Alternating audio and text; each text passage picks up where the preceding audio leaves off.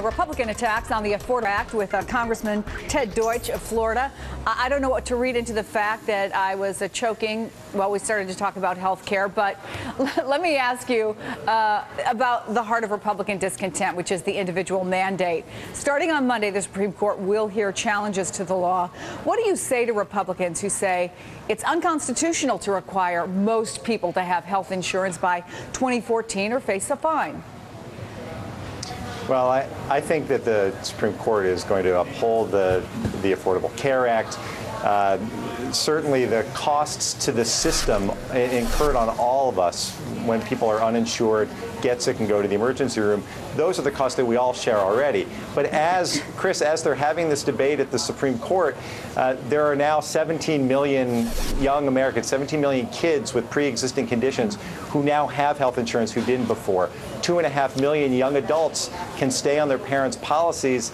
And I'm privileged to have Vice President Biden coming to my district today to talk to seniors about the impact that the Affordable Care Act has had on them. 5 million seniors, over 5 million seniors have reduced their drug bills by over $3 billion as we've started to close the donut hole. 2.5 million seniors have taken advantage of preventive care. That's what we're going to focus on as we have this, even as this debate plays out in the Supreme Court. Is there a messaging problem? Because the latest Washington Post ABC News poll asked Americans what the Supreme Court should do, and this is what it found.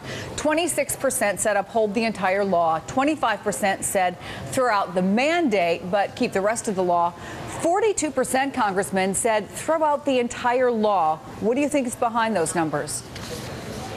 Well, I think that as people understand what the law, and particularly this day as the Vice President comes to talk to seniors in my district, what it means for all Americans and what it means for our parents and grandparents, the contrast is going to be really clear.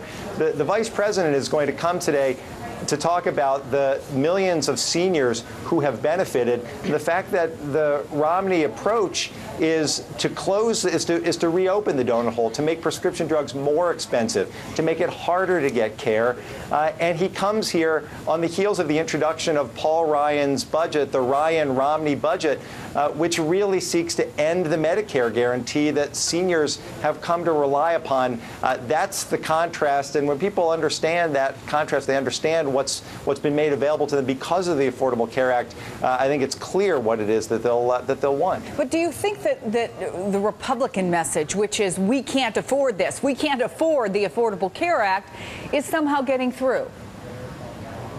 Well, the fact is, because of the Affordable Care Act, Medicare is now in the strongest position that it's been in decades, that we can't afford. I think what people understand is we can't afford to live in a country with 50 million people having no access to health care, and when they get sick and need health care, we all wind up paying for it. That's what the Affordable Care Act was meant to address. It's finally started to level the playing field between consumers and their insurance companies. We're getting the insurance companies out of the way between the patient and his doctor. It's a decision that the health care ought to be made by the consumer. The insurance companies that have made it so difficult by imposing lifetime limits, pre-existing conditions, canceling policies when people get sick, that's finally being addressed because of the Affordable Care Act, and I think that's what the people really need to understand. Well, again, the Vice President is coming into your district today, and just as an aside, because we were following you, I think on Twitter today, how was the Hunger Games? You went to a midnight showing, is that true?